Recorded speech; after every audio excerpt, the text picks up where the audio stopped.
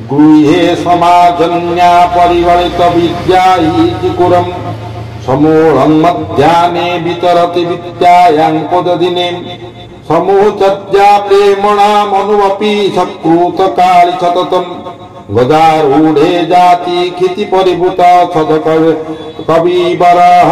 हे मात, जो भक्त शुभ मुहूर्त श्मशान रे बसी एक लय मन ध्यान दे तुम मंत्र जप हवन करे से बहुराज्य प्राप्त हुए बृहस्पति तुल्य पांडित्य लाभ करिथाय।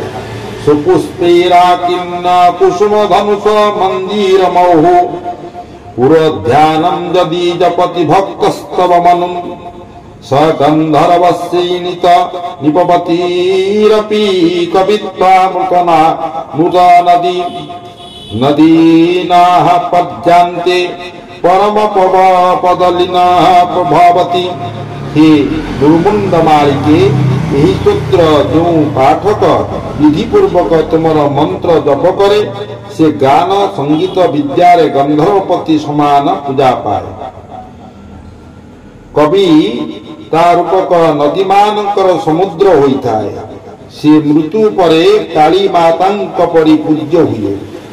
त्रिपांचरे पीठे सबसी बहुति स्मेरवदं देव भवाना महाकाले नोर्जमदन रस लावण्य निरतम् समासक्तो नगतं स्वयमपि रुत नन्दनिरतो जनो बाध्यायत तमय जयं जननी सस्यात् स्मरहरवा।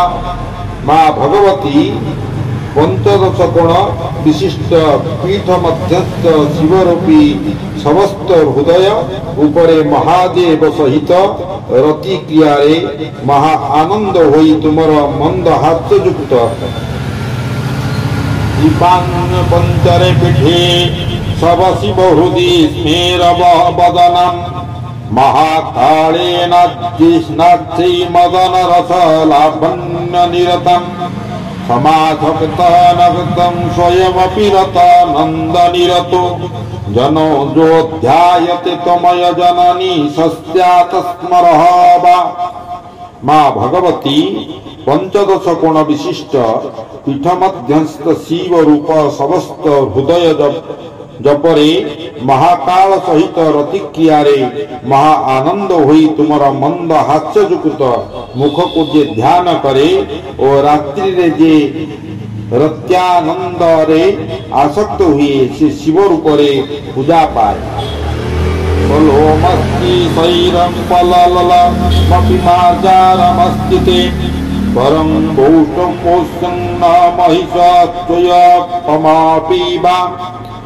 बलिं ते पूजायामपि वितरतं मत्स्य वस्तुतं सत्यं सिद्धि सर्वा प्रतिपद पूर्वा प्रभवती। हे देवी, तुमर आराधना समय रे जो भक्त साग मेष महिष एहीपरि कि नरबली विक्षण प्रोक्षण पूर्वक बलि प्रदान करिथाय से समस्त सिद्धि लाभ करिथाय।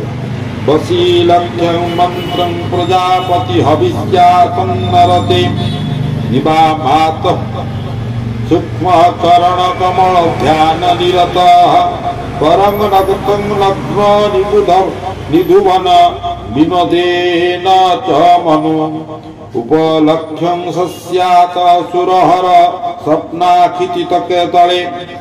हे मात, जो योगी निष्ठार सहित हविष करी यही स्तोत्र पाठ करे एवं तुम चरणार बिंदरे ध्यान रखी 1 लक्ष मंत्र जप करे से शिवंकर परी योगेश्वर हुए।